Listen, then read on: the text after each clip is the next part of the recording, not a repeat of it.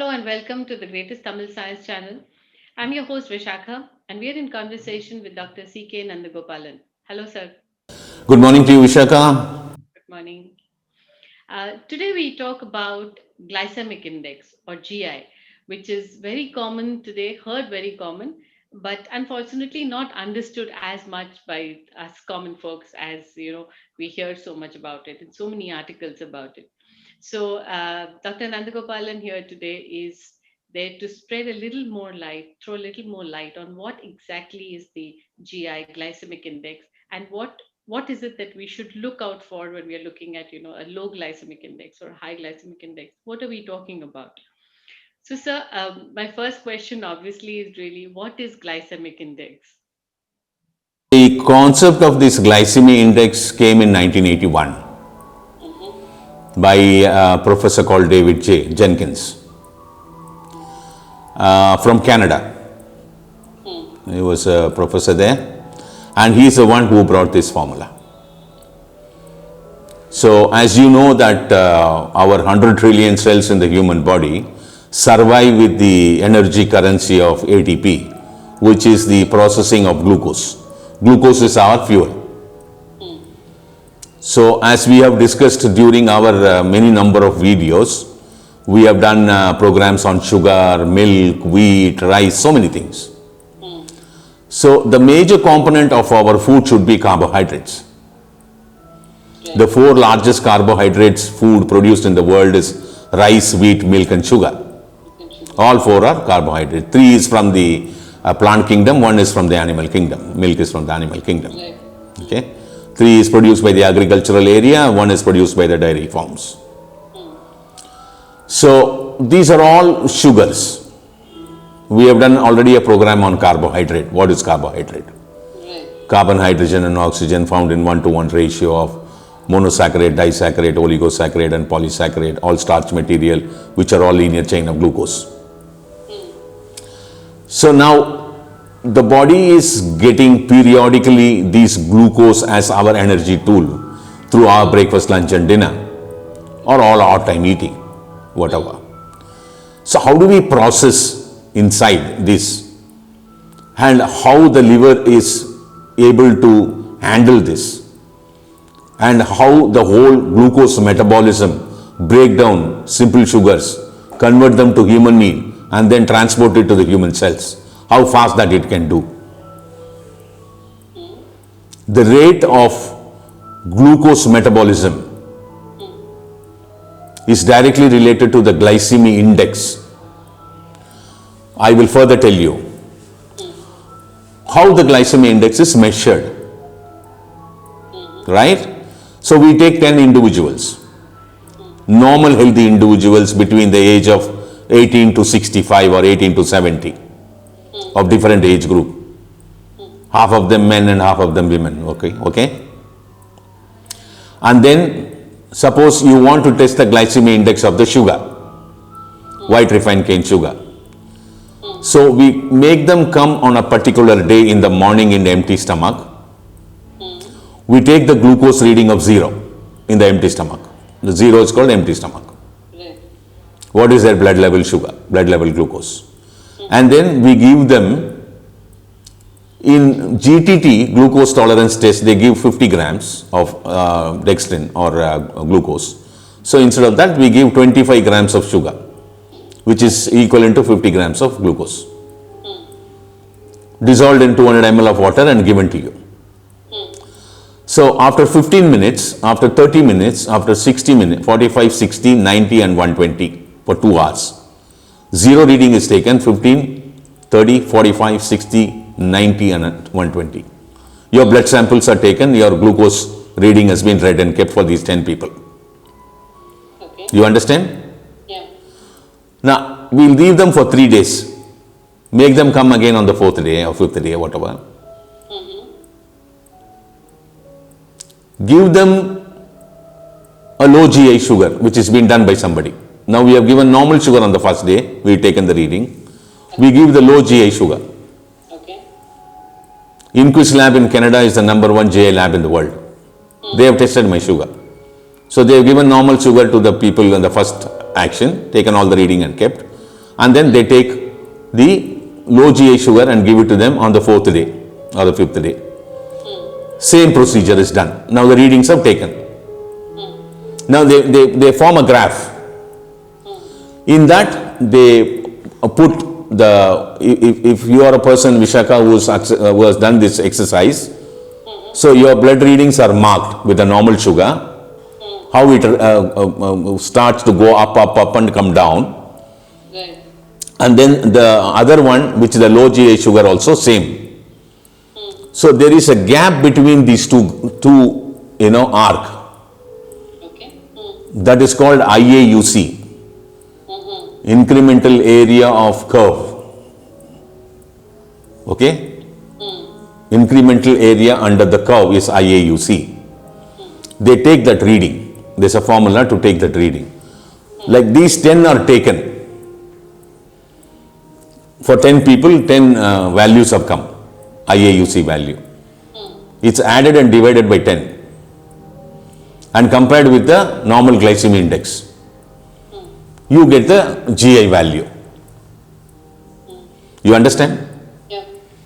So how fast, how rapidly the sugar is gone and dissolved in 120 minutes of normal sugar, how the low GI sugar made by somebody is how it has behaved. Anything below 55 is a low glycemic index food. There is no burst of glucose in your blood. Anything between 56 to 69 is mid-range. It is high glycemic index. Anything 70 and beyond is very high glycemic index food. Okay. Say sugar is something, if you take glucose, it is 100 glycemic index.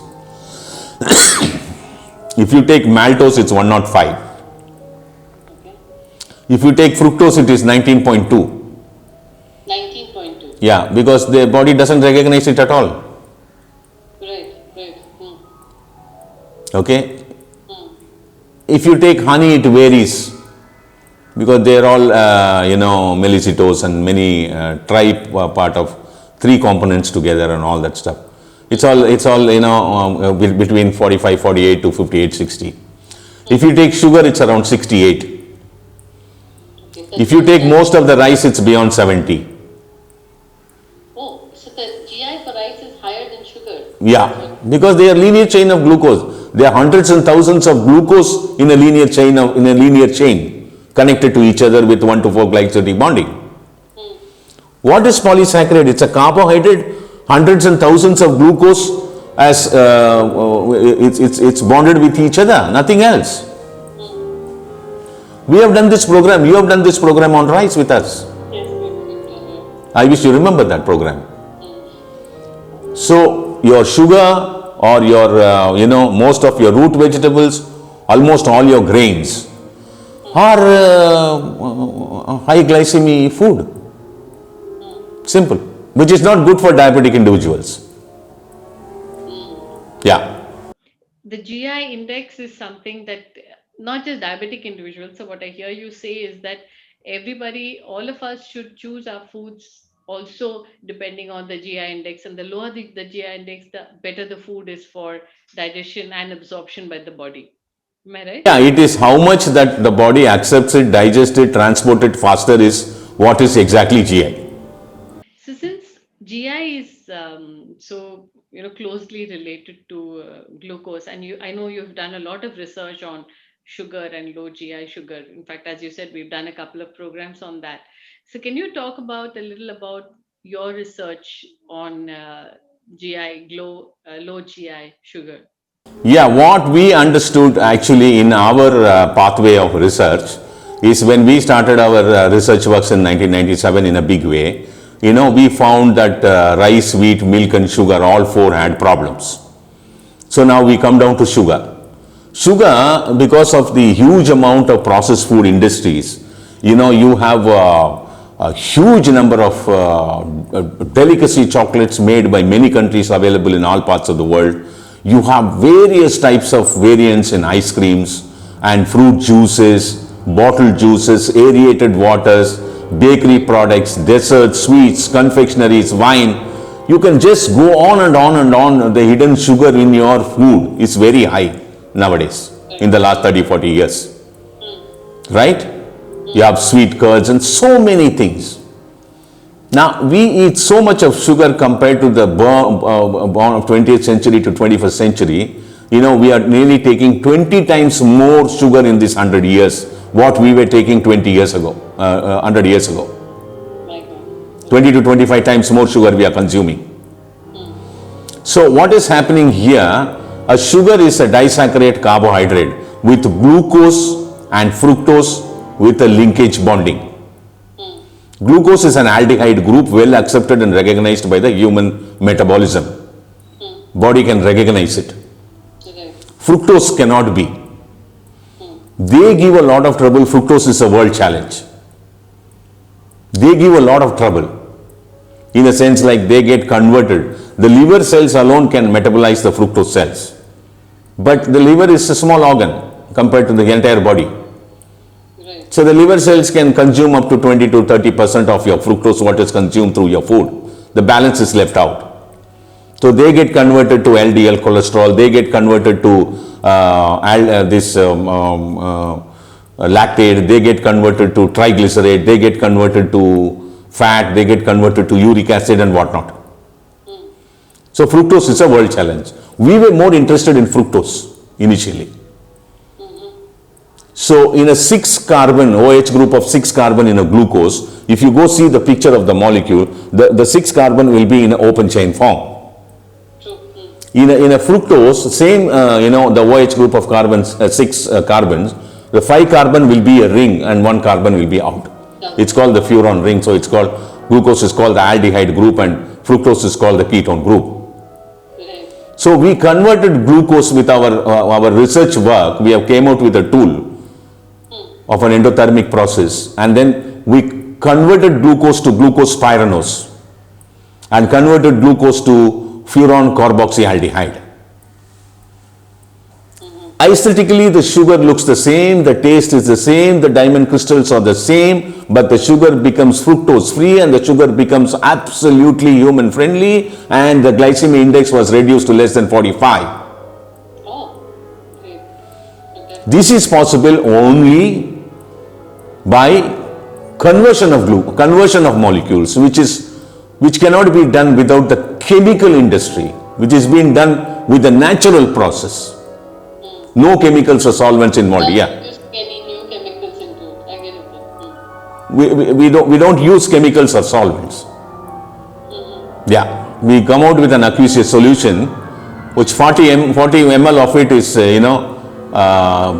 used to treat the sugar, which converts the entire thing under the endothermic process, and the sugar is also diabetic friendly, human friendly, digestive friendly, low glycemia and whatnot.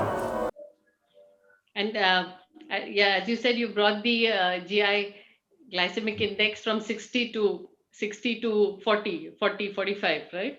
68 to 45. Yeah, that's a huge drop. We have tested our sugar in the Inquis lab in Canada also. They were so brilliant to see that work.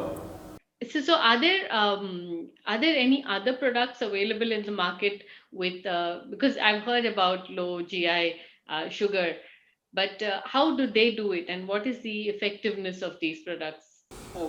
Yeah, see, in 2000, I have done this in 2003. Then I took quite some time to come out with a scalable industrial model. It took nearly 4, 5, 6 years for us to work on it, And then in 2008-9, there is one company in Australia, I don't want to name them. They came out with an idea of spraying molasses on the sugar, Okay. coating, which makes your digestive process slower, because molasses is a heavy product, Right. and that shows a low GI. It's a coating.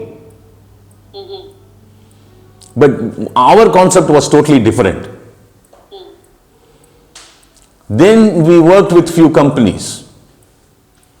We were not comfortable with them. We were forced to withdraw. So these people, have come out with their own methodology by working with me, because my technology is still with me. Okay. They came out with different methodology, and then they also followed the same coating of the sugar. But that really That doesn't help. No, that doesn't help. that doesn't help. Yeah, that cannot eliminate fructose. That cannot convert glucose to glucose pyranose. It is not possible. It's not possible. In case if you powder the sugar, many companies are doing, a number of companies are doing it. It's all originated in India. They were all my disciples. Okay? And when you powder the sugar doesn't work, it goes to 75 glycemic index. Right. When you give something good to the people. You cannot close your eyes, because you need, if you see India, Indian subcontinent, we have very hardly a few number of people who are good enough in carbohydrate science. They are also related to whatever carbohydrate science works are being done around the world. Now, if you take Robert Lustig, who has done 40 years of research on fructose. Okay. But they have done research on fructose. Fructose was identified in 1846 by a French scientist called Augustin Pierre for the first time in the world as a molecule in the sugar. Before that, they were all thinking sugar is only glucose. But only in 1856, William Miller, a British scientist, coined the word fructose. If you take carbohydrate, all these components of various sugars of various names all end with OSC. Glucose, galactose, fructose, lactose, maltose, idose, raffinose, ribose. It keeps going on with their different types of chemical formula. But then, Robert Lustig could do a lot of research on what's happening to your body with fructose. But in the end, they are not able to do anything on the fructose. Fructose is always till today remain the world challenge. I am the only person in the world could manage to address that very clearly. And all these other guys who do this, some kind of a low GI sugar, they follow a concept which is not a foolproof system. It is very clear. I get what you're saying, sir. So they are not really eliminating the problem of fructose. What they're actually Eliminating, see, in order to bring a percentage of GI into low GI category, the food at the same time should be human friendly. That's what is most important. You should address the essence of it by doing any research work and make it human friendly. It is not by just throwing something on the sugar and making it low GI alone is the concept to just go and gill. It is all at the question of you can do some business, you can sell and whatnot, and you can give it to corporates and whatnot. All that can be done. That's what's happened all over the world. Yeah. But people have no basic knowledge on all these things. People who sell also do not have the basic knowledge on all these things. People who handle this do not have the knowledge on all these things. Because the knowledge is always something which you acquire when you work on the field. So imagine the plight of us common people who are consumers with the For example, I will tell you something that, the entire modern scientific world has found and did research on many number of decades and found that the fluoride is not good for you. It's carcinogenic. It's one of the most important component for the birth of cancer in a person and all that stuff. But you see on the other side, there are hundreds and thousands of toothpaste which are sold around the world. Still use fluoride. Still, not just use, sir, they advertise fluoride as being Yeah. That's the same thing what's happening in the field of low GI sugar. Yeah. True. That's quite eye-opening, sir. So finally, our ancient Tamil science really knew what's good for, holistically good for our body. Tamil science were very clear with the GI concept in the sense like that. They may not have been, framing those words. See, when you are in prime of 20s and 30s and 40s, those days the physical work and the physical movement was very high. So there was no problem of diabetic. They were not bothered about the GI, but they knew what GI was. And sugar intake was much, much lesser in those days, Much lower. much lower, you know. And then when you cross 50, they had more than 1,000 varieties of rice. We were all basically rice eaters. They switch over to some particular breed of rice, which is low glycemic in nature, do not have that much of glucose. Okay. The amylose and amylosepectin standards were on the lower side. When you cross 60, they move over to some other breed of rice, which is still further lower, because your physical exertion becomes lower because old people don't work much. When you cross 70, they had few more breeds of rice, which is low glycemic in nature. All those rice are coming up now, slowly. Yeah. So they were brilliant enough to handle what the type of grains they should eat according to their age factor. Sure. Yeah. And sugar intakes were always lesser. Yeah. So they were not bothered. Right. Yeah. Also, their lifestyle was such that GI wasn't such a big issue as it is today, because our intake and our out. Sweets become only an affair during festival time. Right. And our festivals are different. You know, our festivals in the ancient days were, you know, this Pongal, Shankaranti, what you call it now in the North India, for a few days. And then all Lord Murugar related, Pangani Uttaram, Thaipusam, Adi Kirtigai, all God, Lord Murugar related important festive days. Right. Diwali was not our piece of cake, in the sense like it was not our festival at all. It was only started in the last 100 years. Okay. Yeah, I'm talking about a few thousands of years ago. Yeah. Someone, I actually asked you my last question, but there's something that just come to my mind. So, what about jaggery? Is jaggery low GI consumption of? Jaggery is not low GI at all. Okay. Jaggery from which the sugar is made. Jaggery has got more of mineral components which are refined and taken out in the process of refined sugar. Okay, but the GI index, GI is the same. GI is the same. GI is the same. because there is a misconception that jaggery is low No, GI. no, no, no, it's not low GI. Palm jaggery is low GI. Thank you so much, sir. That was a beautiful session, and I think when we consume sugar and when we consume carbohydrates, we'll be a little more aware about the glycemic index of these. And as sir said, we're lucky, we're fortunate that we have a low GI sugar available. You can have a look at the description below, and there's a link which will tell you more about the sugar, and hopefully you will lead a more healthier option and consuming the sugar. So thank you so much for being with us. Thank you, sir.